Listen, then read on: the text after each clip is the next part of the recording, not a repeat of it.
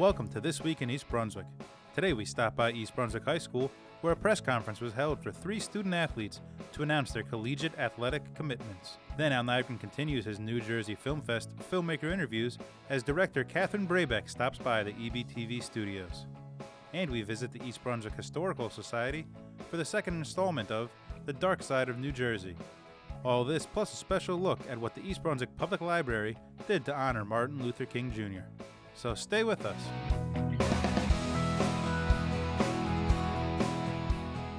3 East Brunswick High School student athletes recently announced their decisions to play at the collegiate level. Wrestler John Schleifer and point guard Amir Bell will head to Princeton University, while field hockey star Rachel Huang will attend University of Pennsylvania in the fall. So here we are with John Schleifer, our champion wrestler. First question I need to ask you is, John, is why did you choose Princeton?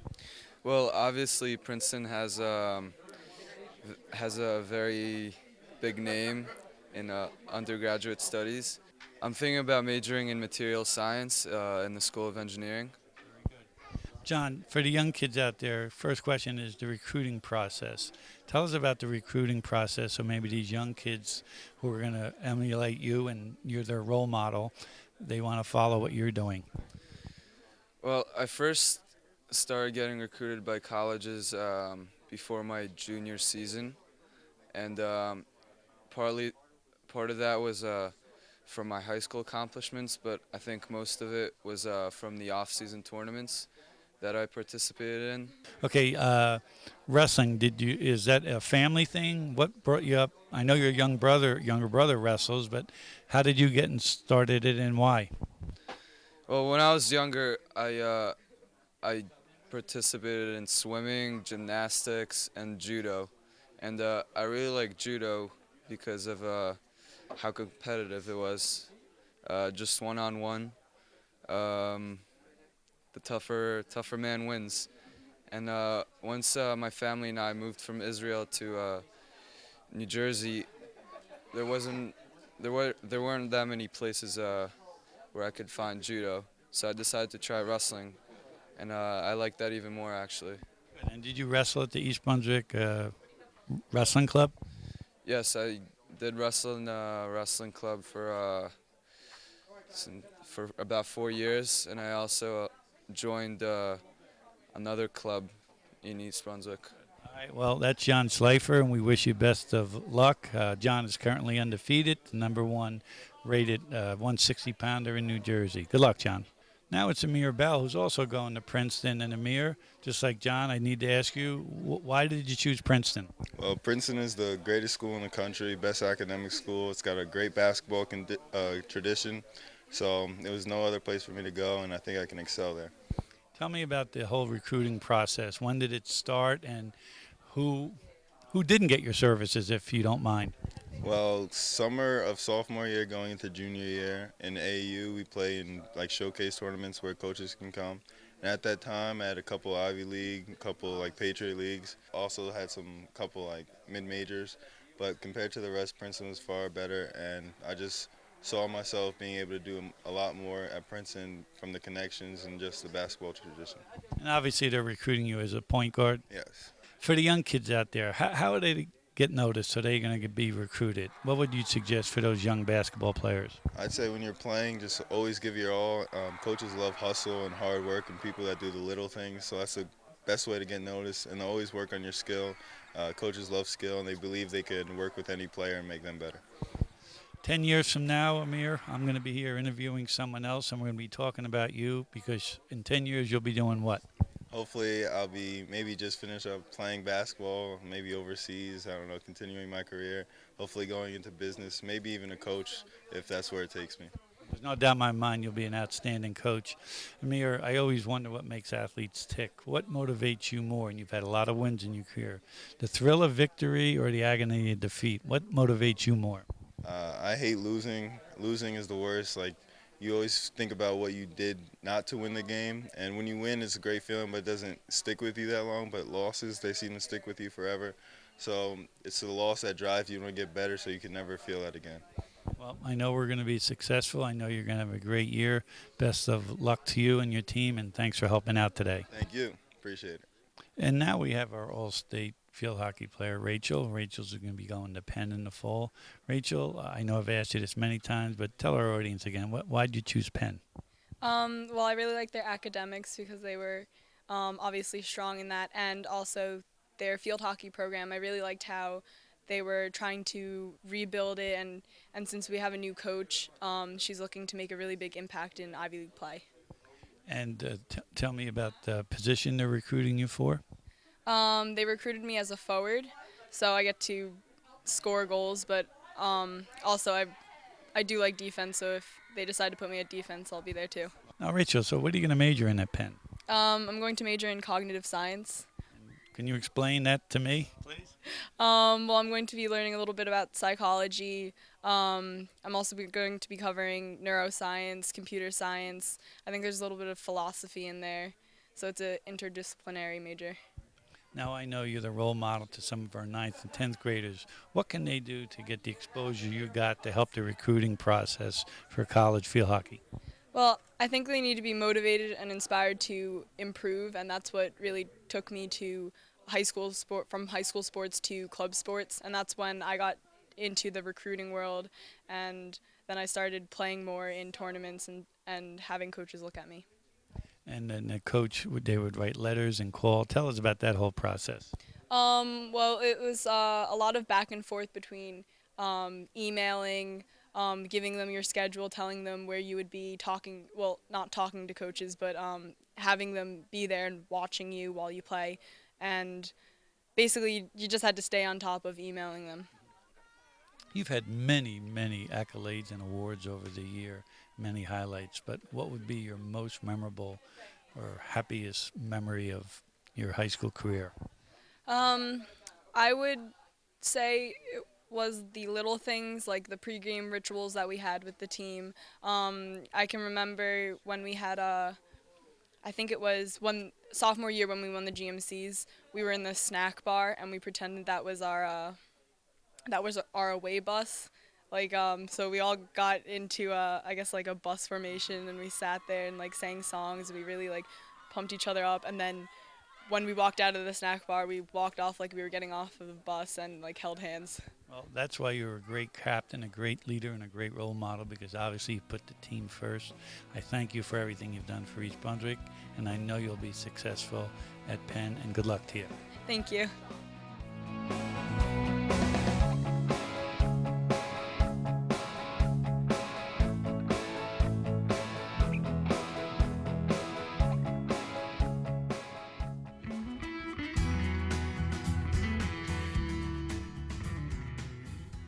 Hi everyone, it's Al Nygren again, back with our Filmmaker interview series for the New Jersey Film Festival.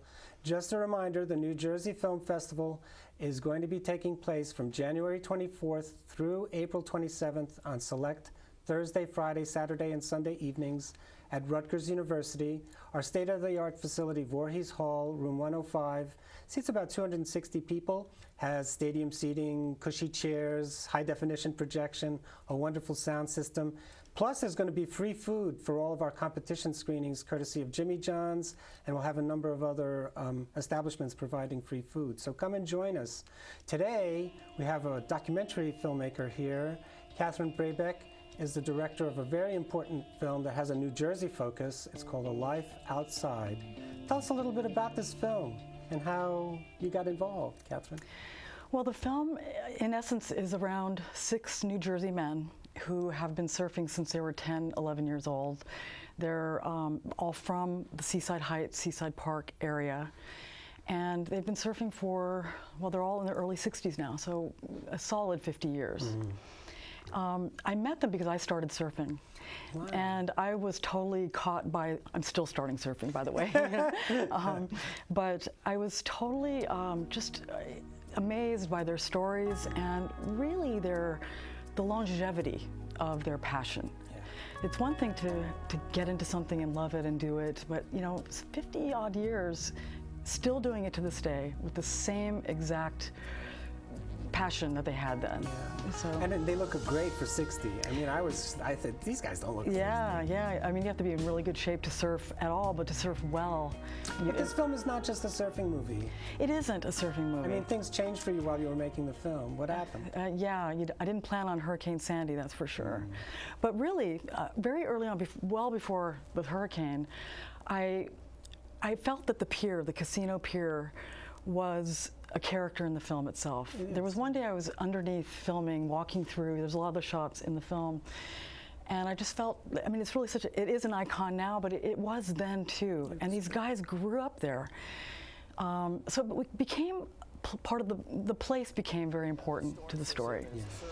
And so as the filming progressed over about 3 years and the hurricane hit, it was funny, I was almost done filming. I thought, but then the hurricane hit and there was no way I could finish this film with everything that happened. So, so that was a big part of it. You know, when I watched the film too, I really didn't understand the hierarchy of surfing, which was something that was an eye-opening for me too, because you know, the guys that are real macho are the ones who are the best surfers. And there's a pecking order, which I thought was fascinating. I mean, did you get that feeling too when you were working with them? The minute you start surfing, if you're aware, and which most people should be aware, there's a lot of very crowded breaks you go to where people do not act accordingly. But that's why Jerry Lopez, who's one of the legendary surfers in the film, there's one comment that I thought was really important of his that's in, which talks directly to that. At some breaks and at the casino pier, people can get kind of feisty and aggressive.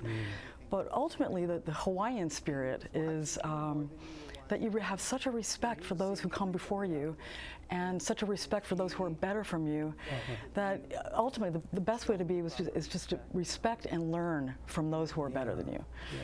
But there's definitely a pecking order everywhere you go. Yeah, and I thought, but still it's very brotherly at the same time. It's interesting. It's like older brothers more than father figures. It's fascinating how there's such competition between this group of guys, very much so.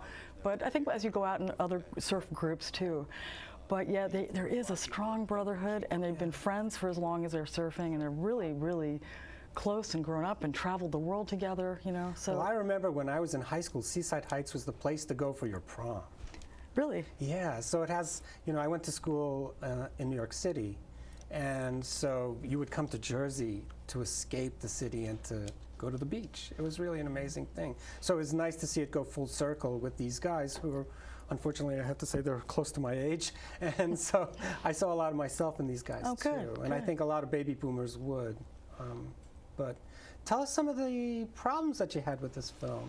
Some of the things that you wish that you didn't have to deal with. I wouldn't say problems, but I will tell you that when you are dealing with surfers, they're not, I kept telling these guys all throughout, like, you guys just aren't normal. And when I say that you know, it's that surfers, if you're really a surfer and you've dedicated your life and you've created your lifestyle around it, you're not 9 to 5. Your whole point is to be available when the waves are good. I have to tell you, one of the surfers, the legendary surfers, Mickey Munoz, I couldn't pin anybody down for times and places. It was an hour before his interview in Los Angeles in Southern California when he finally said, okay, you can come over, you know? Because they just free spirits. Yeah. So that was challenging, you know. Well, I like that other line they said when I was growing up, and you know, one of the final comments because we're running out of time, but the thing that he said was that if you saw me carrying a surfboard, moms would pull their daughters away because they thought that surfers were crazy. And I guess you're saying the same thing. Well, I think that they were crazy, or not crazy, but they were certainly, it was a subculture. And I think they were associated with the, you know, the long hair, sex, drug, and rock and roll sort of thing. I think that they were just, people didn't know how to categorize them. And they did look different. They're tan and long-haired, and so mothers would probably run away. Like the Rolling Stones or something. Less so now. I mean, that's one thing I wanted to show in the film too, is that not only as New Jersey and East Coast surfing advanced, a counter story to that is the advancement of surf equipment, boards, wetsuits. The whole surf industry is a billion dollar industry. And so it's actually very, almost mainstream in a way, you know. It's hard to find an empty surf spot. So. Well, thank you so much, Catherine, for so many insightful comments. And folks, if you want to see this film, it's going to be taking place on Friday, January 31st. And we've already, as of this taping, which is about a month before the screening, sold close to 100 tickets. So if you'd like to go, come early and call to make sure there's tickets still available. That's again, Friday, January 31st. It will be playing with Snows of the Nile, a short film. Also has an environmental bent, which A Life Outside also has. And they're both magical films that have New Jersey angles. So come and join us for a special program. If you want more information, go to njfilmfest.com or call us at 848-932-8482. Thanks for listening.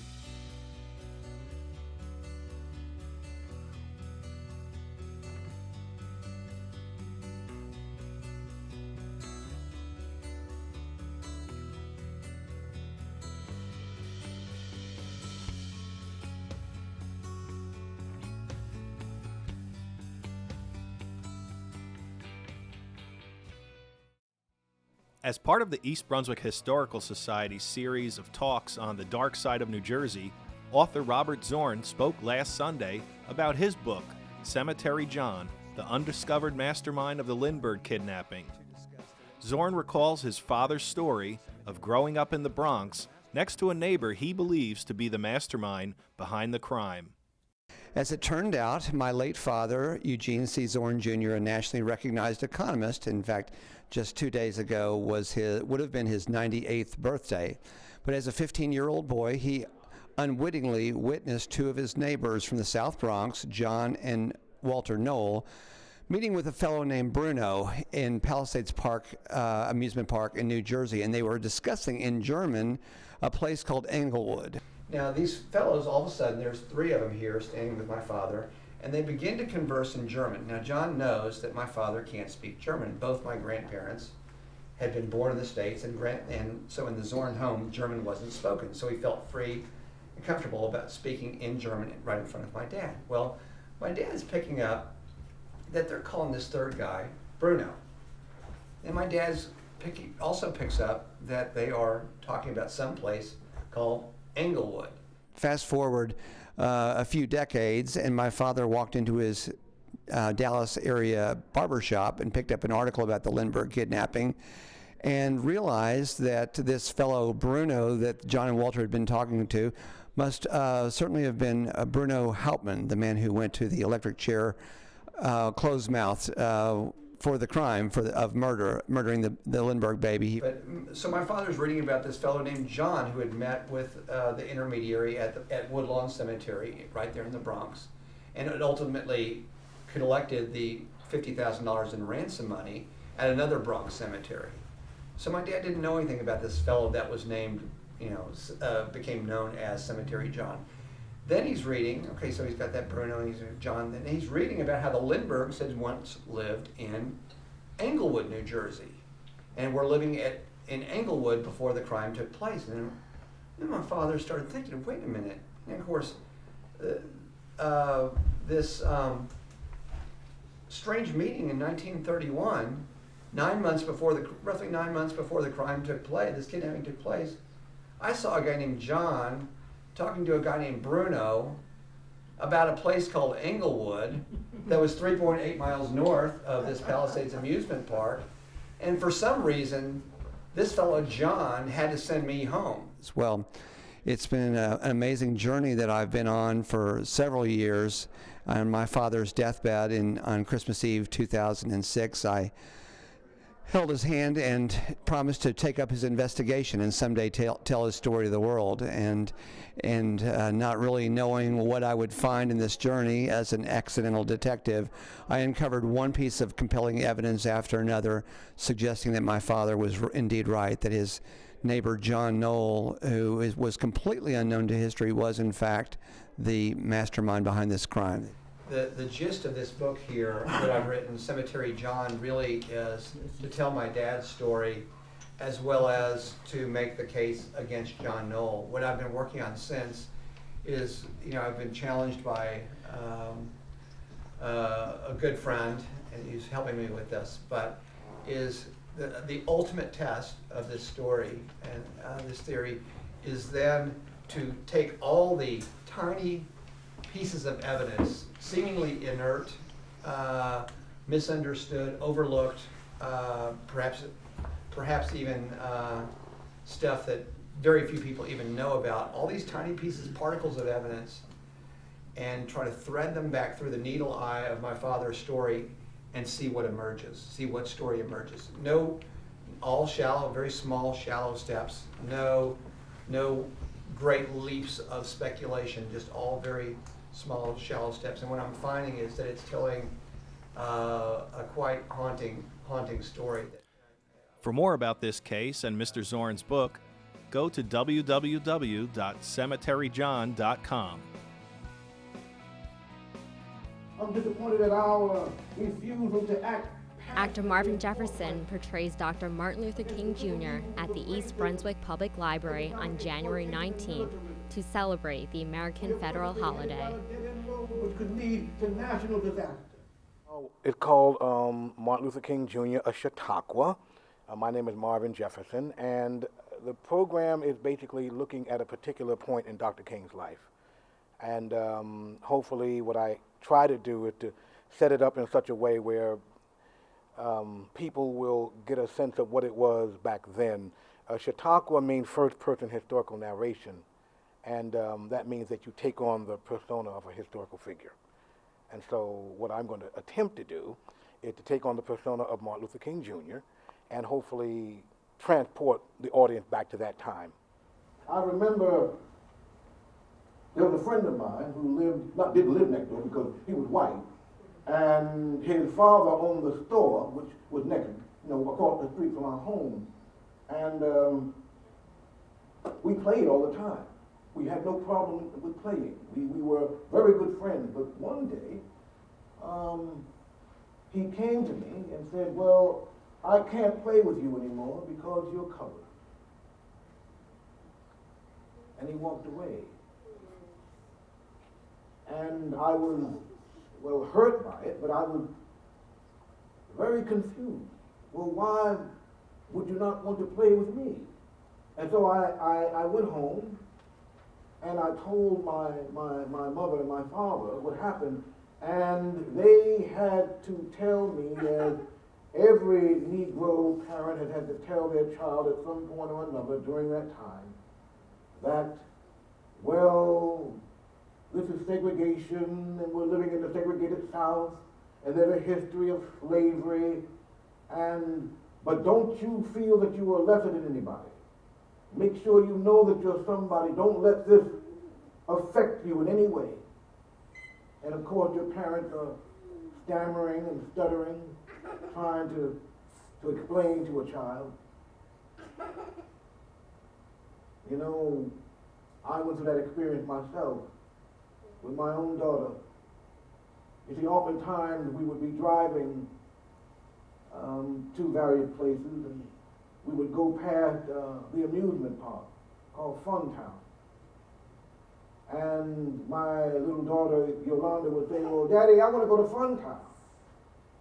And me and her mother always tried to change the subject. But one day, she was looking at television, and she said, Daddy, I want to go to Fun Town. I want to go to Fun Town. Why can't I go to Fun Town? And you find yourself stuttering and stammering, trying to explain to her why she couldn't go. I hope they get a sense of what it was back then. I hope they learn something new about Dr. King, and it will evoke some memories of that time. And for those who didn't know of that time, I hope it will be a window for them to go through to want to know more about that time. Yeah. And what do you hope the audience can take away from your performance? That Dr. King was an extraordinary individual, and he requires constant study, and we need to revisit his life often. We shall overcome because the Bible is right. You shall reap what you sow. With this faith, we'll be able to hew out of the mountain of despair a stone of hope. With this faith, we'll be able to go out and transform the jangling discords of our world into a beautiful symphony of brotherhood. With this faith, we'll be able to speed up the day when justice will roll down like waters and righteousness like a mighty stream. With this faith, we'll be able to speed up the day when the lion and the lamb will lie down together, and every man will sit under his own vine and fig tree, and none shall be afraid, because the word of the Lord has spoken it. With this faith, we'll be able to speed up the day when all over the world we'll be able to join hands and sing in the word of the old Negro spiritual, free at last, free at last. Thank God Almighty, we're free at last. With this faith, we'll sing it as we're getting ready to sing it now. Men will beat their swords into plowshares and their spears into pruning hooks. And nations will not rise up against nations, neither shall they study war anymore. And I don't know about you. I ain't going to study war no more. Thank you. We hope you enjoyed actor Marvin Jefferson's portrayal of Dr. Martin Luther King Jr. And for more information on upcoming events at the library, be sure to visit ebpl.org.